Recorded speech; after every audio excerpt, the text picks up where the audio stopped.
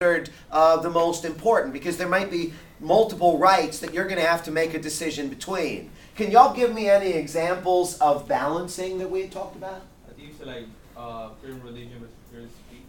The cheerleader article would be a good example, because the Freedom from Religion Foundation was basically arguing for, oh, this is a violation of freedom of religion, the Establishment Clause. The cheerleaders are saying, wait a minute, we're exercising our right to free speech, and we're just saying things that are of a religious nature. There were some other things that I had talked about, though, right?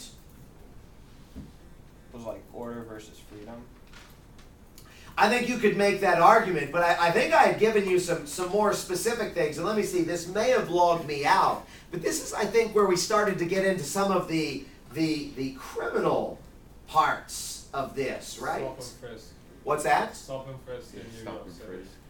We did get into stop and frisk, that is true. Let me pull this up in the outline, and bear with me here. Is this the one with the Nazi? The Nazi! Vomit! No, Yeah. the bomb. What was vomit? Darn it. Invasive search and seizure. Go ahead, Beyond. It's when the police officers saw a drug dealer swallow 2 morphines. They took him to the hospital and had the doctor force pump his stomach. And so when they took to the judge, they're like, we gathered the evidence by pumping his stomach. So it's an invasive search and seizure. Police officers had a warrant to search a suspected morphine dealer's house. And if you remember, they entered, but the door, was ajar. Nobody answered, but they entered.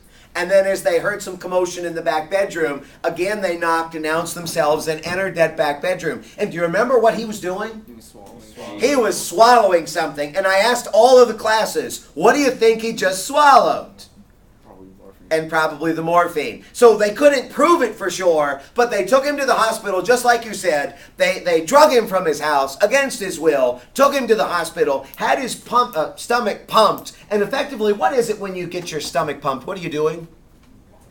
They're making you vomit. What did he vomit up, Beyond? The morphine. The morphine. And they attempted to use that after they fished through the warm vomit on the cold, formerly sterile hospital floor, and they got the actual morphine pills out. Did they do it to save his life? No, No. they said they were doing to save the evidence. They did it to save the evidence. And when they went to court, were they able to use that evidence to gain a conviction? He said it was the wrong argument. Go ahead. He said that if you said that we brought him to the hospital to save his life, and that the evidence was in the open, then you can use that evidence. Yes.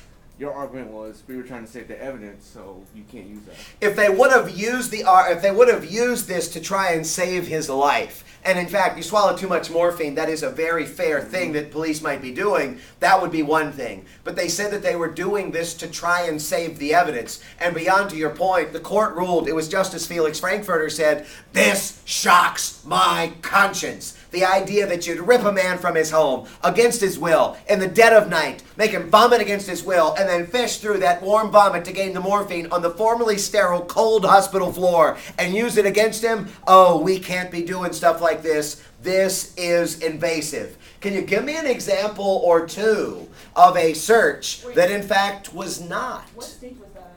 Or was this no state? Didn't tell you. Don't worry about it. Wow, it's not a W, that's for sure. Can you think of any non-invasive? Go ahead. When you got shot in the ass. Go ahead, make sure she's on camera. Go ahead, explain that to us. That after a robbery, if the person got shot in the ass, they don't have to go to the hospital to get it removed. They can keep it in their ass. Well, now in fairness, if they go to the hospital and the bullet is removed, They're liable. at that point, can the police get access? Yes. Yeah. Why? Because they, It's not an invasive search at that point because the bullet is out. If the person doesn't want the bullet to come out, can the police actually require it? No. No, because that's considered invasive. Do you remember? The nail polish. Ah, yeah, and this is my ring finger. The polish on the fingernail, or was it polish? no, it's blood. It was blood. What was it that happened? Under your fingernails after you strangled your boyfriend to death. Yeah, and I can't remember who we killed in each individual class, but go with it. So the boyfriend was a cheater, you cooked him black-eyed peas, you came up behind him after you poisoned his peas and choked the life out of him, and you enjoyed it. You went down to the police station voluntarily, and they saw blood on your nail. What did the police do? They tried to take it out of the nail. And did they get it? Yes. And did they match it? Yes. And you were